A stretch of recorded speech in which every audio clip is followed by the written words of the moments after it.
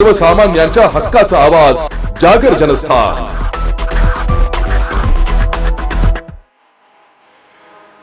भुसावळ शहरातील गांधी पुतळा चौक परिसरात वीज पुरवठा खंडित झाल्याने बिघाड तपासणीसाठी गेलेल्या महावितरणाच्या कर्मचाऱ्याला विजेचा जोरदार धक्का बसून त्याचा दुर्दैवी मृत्यू झालाय।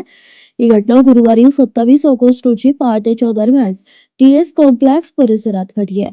अजय निवृत्ती चौधरी वर्ष 26 राहणार मेनाबाई नगर रिंग रोड भुसावळ यांनी भुसावळ शहर पोलीस ठाण्यात दिलेल्या खबरीनुसार ते महावितरणामध्ये वायरमॅन म्हणून कार्यरत आहे।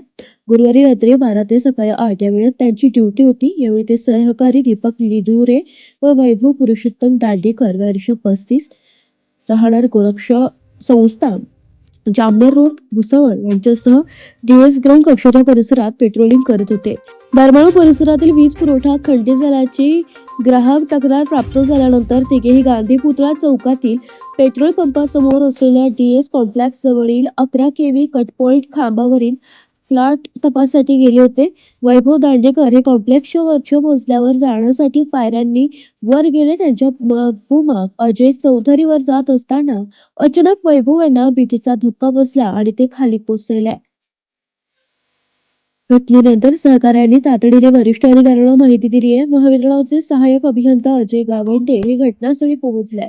त्यानंतर जखमी वैभव दांडेकर यांना तातडीने ट्रॉमा केअर सेंटर भुसावळ येथे नेण्यात आले आहे। मात्र तेथील डॉक्टरांनी तपासणी करून त्यांना मृत घोषित केले।